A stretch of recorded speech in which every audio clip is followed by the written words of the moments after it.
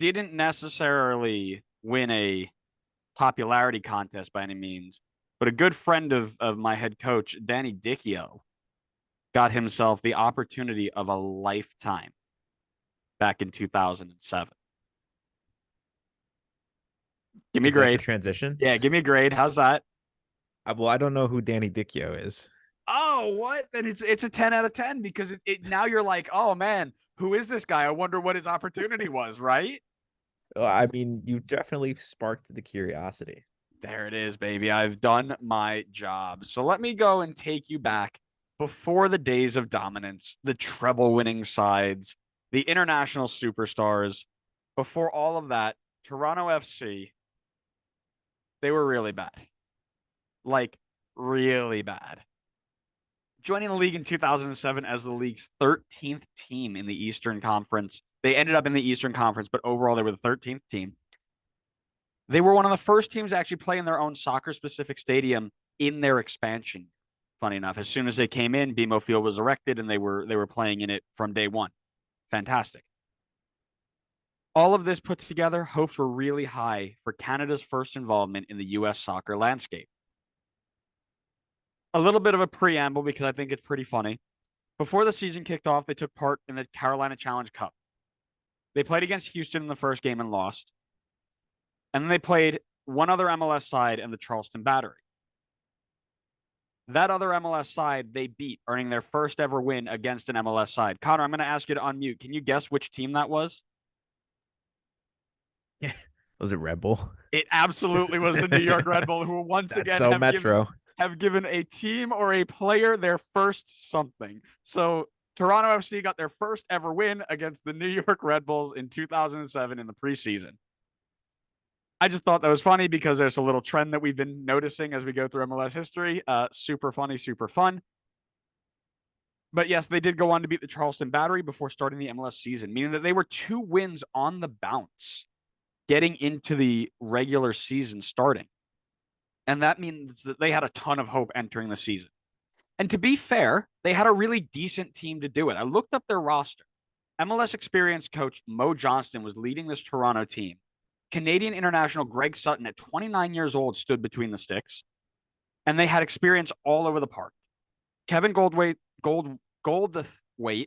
from Houston, Tyrone Marshall and Paulo Nagamura from LA, Todd Donovan, Marvell Wynn, and Edson Buttle, all from RBNY, along with the additions of Aleko Eskandarian, Jeff Cunningham, and Maurice Adu from the draft. And that was just the local talent. They also went overseas and partnered that MLS experience with players from Norwich, which included Carl Robinson, Southampton, which included Jim Brennan, Sunderland, which was Andy Walsh, Mainz, which was Red Bull killer Connor Casey. And the main point of our story, Danny Dichio, came from Preston North End. You look at this group and the way that they built their team, and if we were looking at it in 2023, you're thinking bit of MLS experience, bit of overseas experience. This is a good combination. This is going to be a good start to the year. They're not going to miss a beat. And then the season kicked off. It's kind of hard to describe exactly how awful this team was. So we're just going to go game by game. In game one, they took on Chivas USA on the road. It was a difficult challenge, and it saw them lose 2-0 with Ante Razov and a young Sasha Kleshin scoring late in each half to secure 3 points. No big deal. Got to get your feet wet somehow. We move on to game two, which was also on the road versus a New England Revolution side that lost MLS Cup the year before on penalties. The likes of Taylor Twellman would get a brace in the first 20 minutes, with Shalry Joseph and Andy Dorman scoring in the second half to cap off a 4-0 beatdown. Clearly, game three can't be much worse, right? They would head over to play the KC Wizards, who finished second to last the year before, which should have been a much easier test for this expansion side. That thought, however, was quickly erased when Eddie Johnson scored 5 minutes into the game. Harry Zavinin and Yura Movsisyan, a young Yura Movsisyan, would score 2 goals to make it 3-0 and give 3 more points to a team that wasn't TFC. And I think you're noticing a trend here. Game 4, once again, a matchup with the KC Wizards, but this time at home for the first time since joining the league. 20,000 fans sold out the stadium, not only to watch the team at home for the first time ever, but hopefully to see them score their first MLS goal. They had gone 270 minutes without a goal. 20,000 fans came, sang, and supported for 90 minutes and left empty-handed as an 81st minute Eddie Johnson goal capped off the 1-0 loss for Toronto and marking 360 MLS minutes without a goal. As the final whistle blew, fans sang out onto the players on the field, "All we want is a goal." 360 minutes, 0 goals.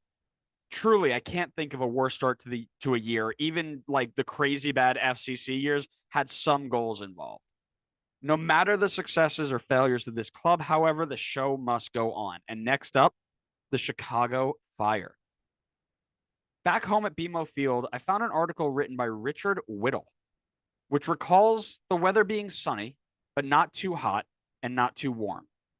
And there was a special promotion on the day. Bank of Montreal, why Montreal, I have no idea, being in Toronto, but the Bank of Montreal gave out complimentary seat cushions to all fans on the day. Richard and 20,000 plus fans had soft seats to watch their team go at it once again. At this moment, Danny Dichio actually would get his first start, being that he was coming from overseas. He got a weird start to the year and he missed the first 4 games. He was interviewed about the day and said he remembered it being a beautiful day, remembering the anticipation of it all. It's possibly going to be our first win, our first goal, that we could get something in front of a raucous crowd that were really eager to put TFC on the map. There was something strange in the air that day. I didn't have family at the game. We were still busy moving all our stuff, packing up the house in England. They were coming out later in the week, so I didn't have any family or friends in the stadium.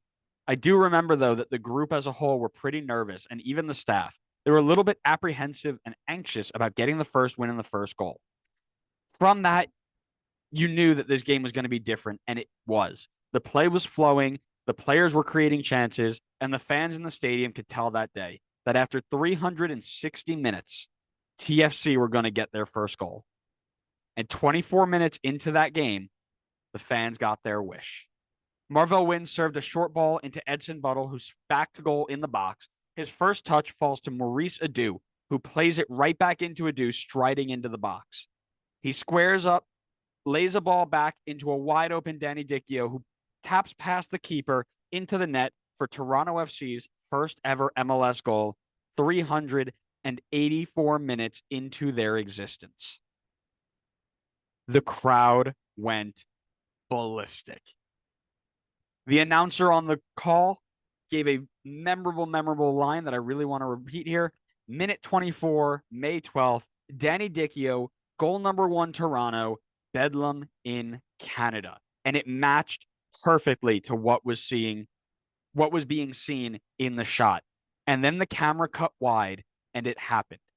One person started it and everybody else followed. But from every area on the pitch, the complimentary seat cushions came flying down onto the pitch in jubilation. Dichio noted, for the players on the field, we were still getting over the fact that we actually scored a goal, finally. I mean, we've been working on crossing and finishing and all kinds of shooting drills, just lots of repetitions, forward, goal, all week. And for us to finally put the ball in the net, it was a relief. And then to have the delay, the eruption of the fans throwing not only seat cushions, but there was all kind of paper being thrown, cups thrown on, streamers, all of it.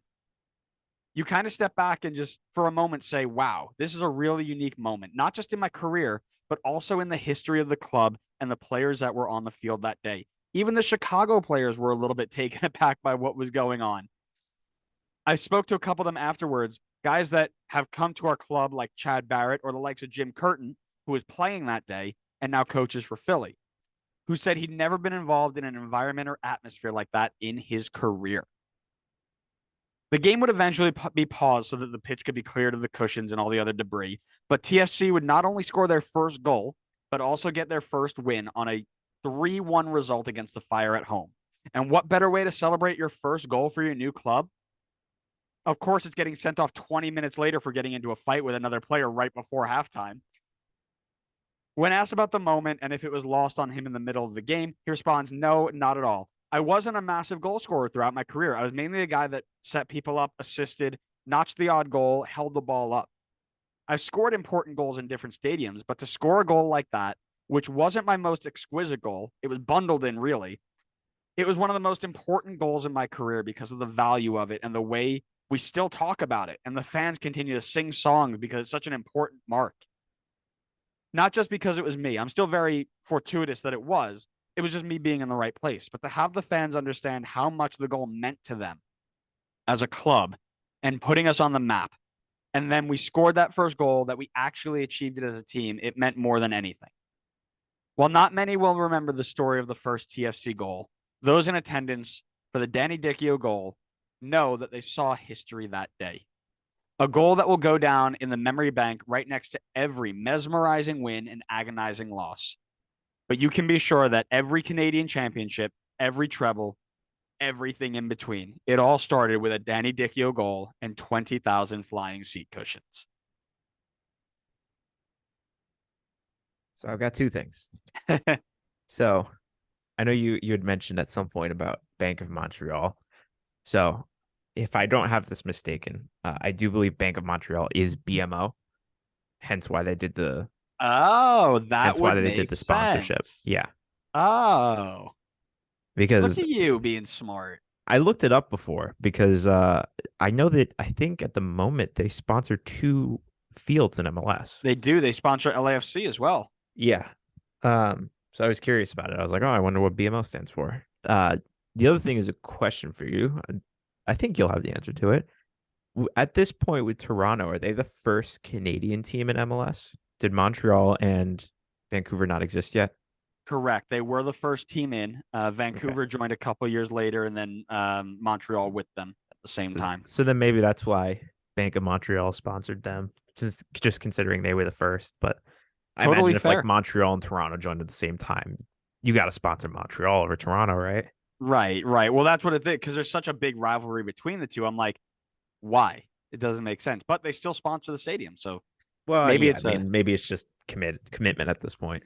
any of our Canadian listeners, please let us know because I don't quite understand it, but I don't quite care either. So it doesn't bother me.